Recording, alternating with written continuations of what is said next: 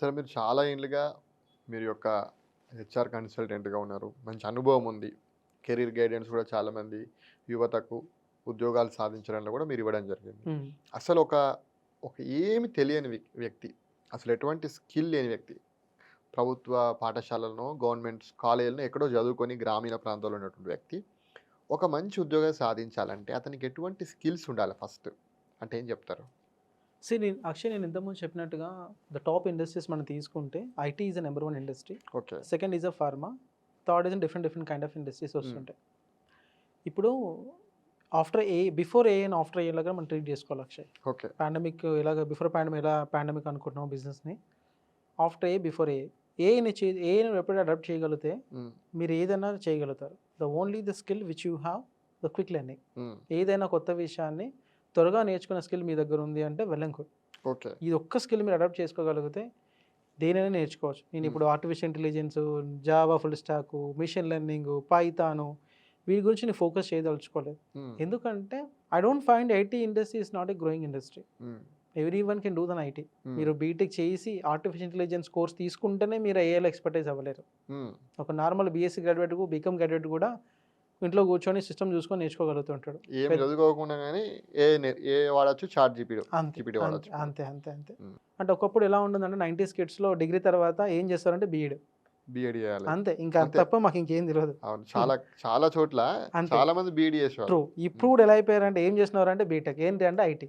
తర్వాత కొంత డిగ్రీ చేసిన తర్వాత ఎంబీఏ చేస్తున్నారు చాలా మంది మధ్యలో బీఈడీ కంటే. నేను చెప్పాను కదా, ఈ ఫీజు రియంబర్స్మెంట్ స్కీమ్ వల్లనే మేజర్ ఇష్యూస్ అక్షయ్. నీకు సింపుల్ నేను చెప్తాను వినండి. గవర్నమెంట్ ఇప్పటికీ కూడా ఫీజు రియంబర్స్మెంట్కి దాదాపు 5,600 కోట్లు ఏమో ఇంకా పెండింగ్గా ఉంది గవర్నమెంట్ ఇవ్వాల్సింది. ఫీజు రియంబర్స్మెంట్ మేజర్ ఇంటెన్షన్ ఏంటి? పేద విద్యార్థులు బీటెక్లోకి వెళ్ళి మంచి క్వాలిటీ ఎడ్యుకేషన్ నేర్చుకొని ఈ గెట్ ఏ జాబ్. వాళ్ళకు బీటెక్ చదవాలంటే లక్షల డబ్బులు కావాలి కాబట్టి గవర్నమెంట్ సబ్సిడీ ఇస్తుంది. It is major motto and concept and intention. Government ఏం చేస్తుంది? ఫీజు రియంబర్స్మెంట్ కింద ఫ్రీగా ఎడ్యుకేషన్ చేసుకోమని ఇస్తున్నారు.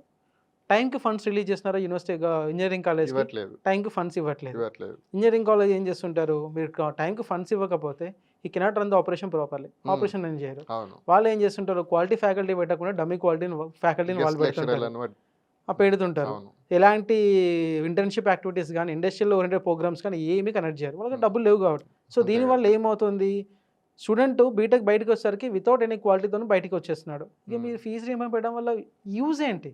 ఇన్ టైంకి ఇవ్వకపోవడం వల్ల ఇటు ఇంజనీరింగ్ కాలేజ్ లాసు, దానివల్ల ప్రాపర్ క్వాలిటీ ఇవ్వలేకపోతున్నారు. దీనివల్ల వచ్చే స్టూడెంట్స్ కూడా బయటకి క్వాలిటీ లేని ఎడ్యుకేషన్ వాళ్ళు బయటకు వస్తున్నారు. మళ్ళీ అన్ఎంప్లాయ్మెంట్ క్రియేట్ అవుతుంది.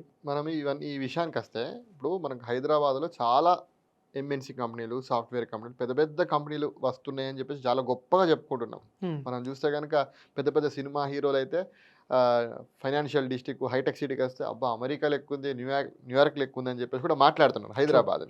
కాకపోతే ఇన్ని కంపెనీలు వస్తున్నా ఎంతమంది తెలుగు వారు ఉన్నారని చూస్తే మనం చాలా తక్కువ ఉన్నారు. 100%. ఎందుకు అసలు ఈ పరిస్థితి ఎందుకు ఉంది?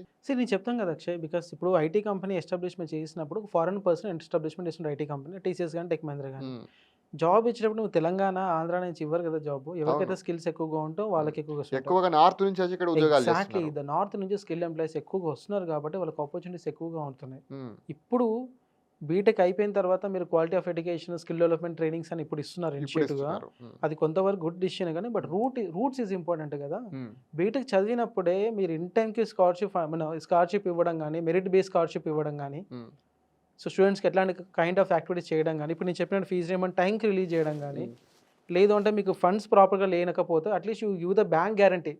మీరు బ్యాంక్ నుంచి మీరు ఫీజు తీసేసుకోండి, ఇంజనీరింగ్ కాలేజ్ పర్మిషన్ ఇచ్చి ఇంట్రెస్ట్ నేను కట్టుకుంటా అని చెప్పినా కూడా వాళ్ళకి ఆన్ టైం ఫండింగ్ వస్తుంది, ఆన్ టైం వర్క్ మూమెంట్ అనేది ఫ్రీ అవుతుంది.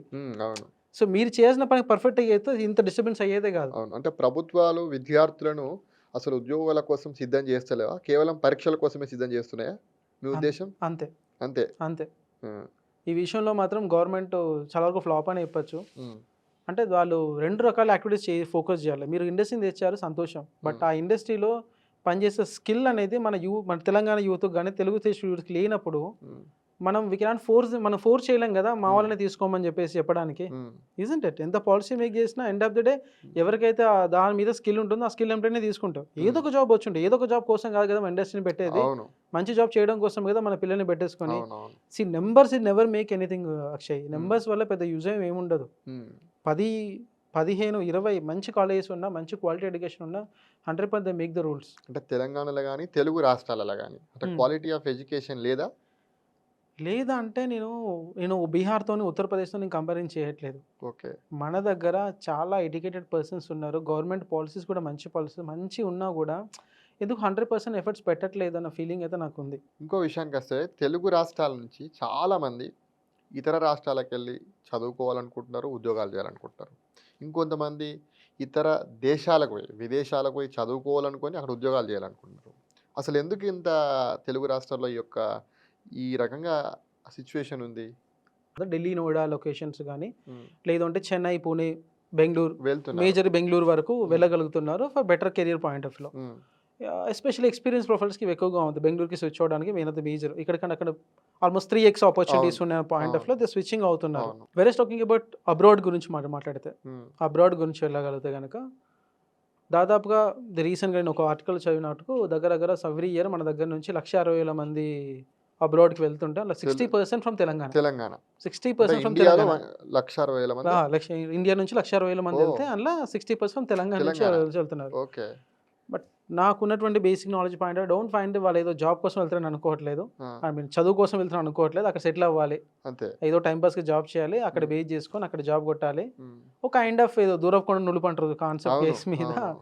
అక్కడికెళ్ళి అవుతున్నారు. అది కూడా ఒక కైండ్ ఆఫ్ బ్రాండ్ కోసం వెళ్తున్నారు అంతే. వాళ్ళ తల్లిదండ్రులు కూడా చాలామంది మా కొడుకు విదేశాలకెళ్ళాలి, అమెరికాకెళ్ళాలి, ఆ! లండన్‌లో సెట్ కావాలనేటువంటి ఒక కల్చరే తెలంగాణలో ఉంది. మిగతా రాష్ట్రాల్లో ఆ పరిస్థితి లేదు. ఎందుకిట్లా?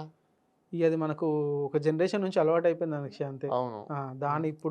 ఇప్పుడిప్పుడు అంతటా స్ప్రెడ్ అవుతుందది. హ్మ్. అంటే పిల్లలు అమెరికాకి పోయి సెటిల్ అయ్యి అక్కడే సెటిల్ కావాలని కోరుకుంటారు. మళ్ళీ తిరిగి ఇండియాకి రావాలి, తిరిగి ఇండియాకొచ్చి మాతో గడపాలి, లేకపోతే మమ్మల్ని అక్కడికి తీసుకెళ్ళాలి అనేటువంటి కల్చర్ అనేది ఈ మధ్యలో చాలా మందిలో చూస్తున్నాం మనం. అవును. అవునవును. హ్మ్. అసలు వాళ్ళ పిల్లల్ని ఇన్ని సంవత్సరాలు పెంచిన పిల్లల్ని 20 ఏళ్ళు, 30 ఏళ్ళు పెంచిన పిల్లల్ని వాళ్ళని విదేశాలకు పంపించి అక్కడే సెటిల్ కావాలనుకోవడం ఏంటసలు తల్లిదండ్రులు?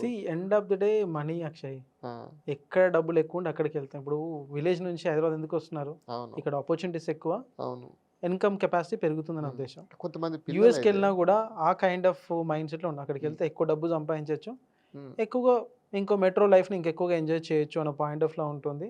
ఈవెన్ పేరెంట్స్‌కైనా, సొసైటీకైనా అక్కడికెళ్ళిన వాడు తెలివివంతుడు, ఇక్కడ ఉన్నవాడు తెలివితక్కువ మనం అన్న మైండ్ సెట్‌లో ఉన్నారు వాళ్ళు. అవునవును. బట్ కొంతమంది అయితే అమెరికాకో, ఆస్ట్రేలియాకో అక్కడ సెటిల్ అయిపోయి హ్మ్. వాళ్ళ తల్లిదండ్రులు ఎట్లున్నారో కనీసం వాళ్ళు ఇన్ కేస్ పాపం మనం చెప్పొద్దు.